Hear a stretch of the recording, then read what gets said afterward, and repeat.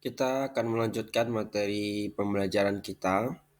Pada kesempatan kali ini, kita akan membahas terkait tentang mata pelajaran seni budaya, di mana temanya adalah berkarya seni rupa dua dimensi.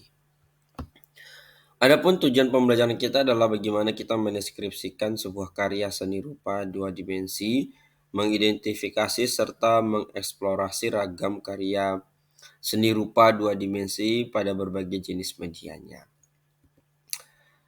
Perlu kita perhatikan gambar yang ada di layar bahwa gambar-gambar tersebut merupakan contoh dari hasil karya seni rupa dua dimensi.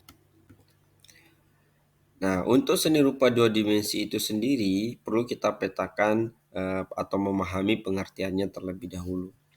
Seni itu sendiri adalah suatu bentuk yang menyenangkan, yaitu perasaan yang memberikan kepuasan. Ini disampaikan oleh Herbert Reed.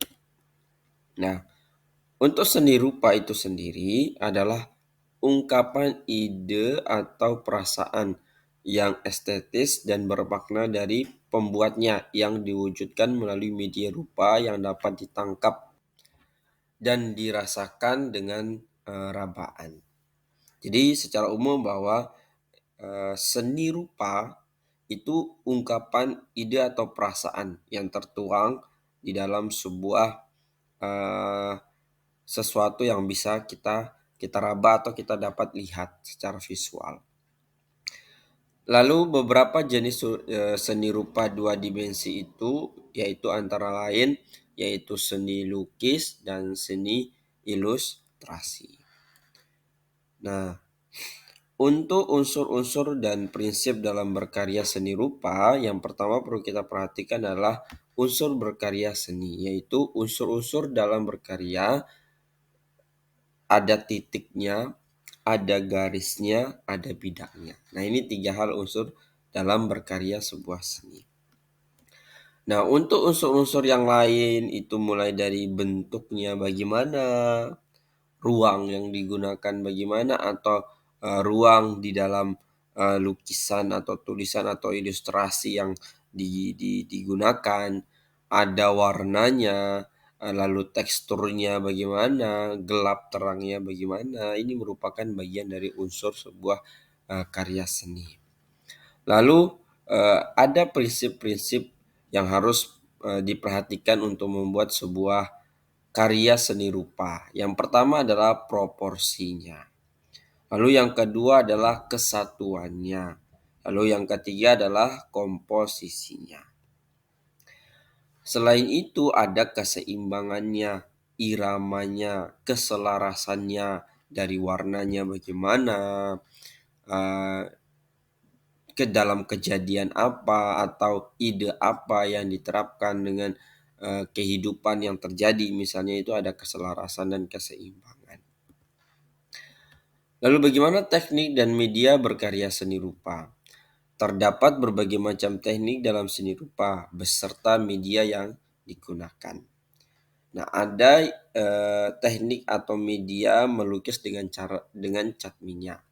Apa saja peralatannya? Nah, cat minyak yang digunakan sebagai media melukis itu terbuat dari bahan seperti minyak tumbuh-tumbuhan, terpentin, dan pigmen. Untuk melukis digunakan alat semacam kuas dengan ukuran yang berbeda-beda sesuai dengan kebutuhan pelukis.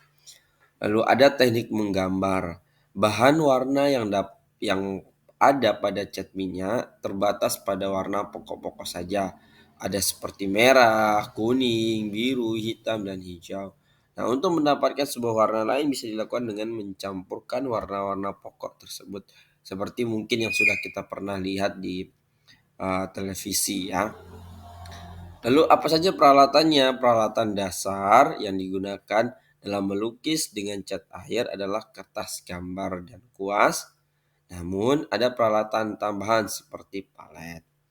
Nah, bagaimana teknik menggambarnya? Untuk melukis dengan cat air, seorang pelukis dapat memulainya dengan membuat sketsa gambar ya yang digunakan di atas kertas gambar, kemudian diwarnai hingga menghasilkan gambar yang utuh. Nah, ada menggambar dengan pensil hitam dan pensil warna. Peralatan yang digunakan untuk menggambar dengan pensil adalah pensil dan kertas gambar. Nah, bagaimana teknik menggambarnya? Salah satu teknik yang digunakan untuk menggambar dengan media pensil adalah arsir agar menghasilkan arsiran yang baik. Mata pensil haruslah dibuat seruncing mungkin. Sementara posisi pensil saat menggambar haruslah dengan posisi tegak. Nah, apa saja peralatan yang eh, kalau kita menggambar dengan pastel ya, yang digunakan untuk menggambar dengan pastel itu kertas gambar dan pastel itu sendiri. Bagaimana teknik menggambar dengan pastel? Yaitu teknik yang dipakai untuk menggambar dengan mengoreskan pastel secara spontan di atas kertas gambar atau krayon ya yang biasa kita kenal juga ya. Ini contohnya modelnya ya. Lalu peralatan atau menggambar dengan rapido juga itu biasanya dipakai untuk peralatannya adalah kertas gambar, rapido itu sendiri dan peralatan pendukung seperti meja gambar, penggaris yang lurus, dua penggaris segitiga dan jangka. Lalu bagaimana menggambar? Teknik menggambar dengan rapindo. Dalam menarik garis, sebaiknya rapindo ditempelkan saja pada kertas dan jangan ditekan.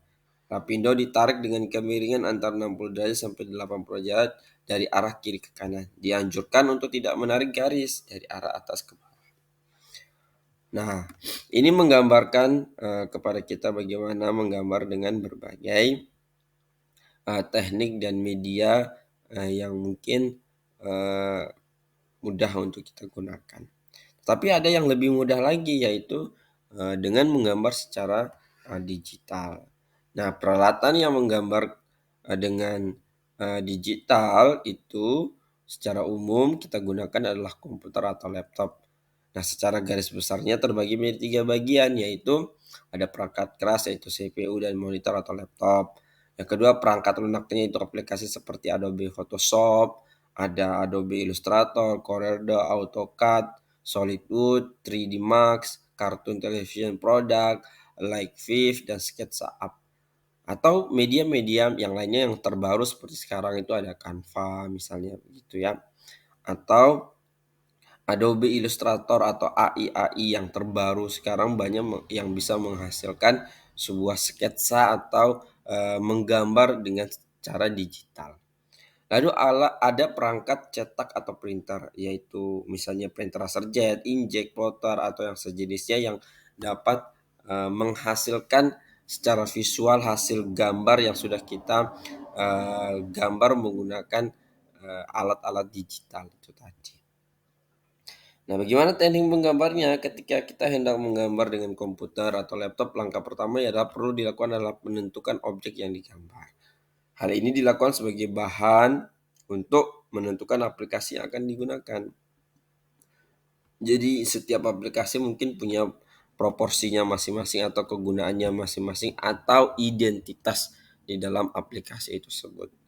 Jadi identitas dalam aplikasi digital tadi itu kita sesuaikan dengan kebutuhan objek yang ingin kita gambar dengan ide-ide yang kita ingin tuangkan di dalam sebuah hasil gambar digital jika kita menggunakan media-media digital. Baik, pada kesempatan kali ini kami kira cukup sekian. Semoga tetap semangat dalam mengikuti pembelajaran di PKBM Mulia walaupun sementara masih online.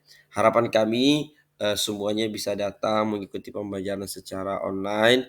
Maka dari itu kami mengajak partisipasinya. Silakan mendaftarkan dirinya yang ingin belajar secara offline di PKBM Mulia.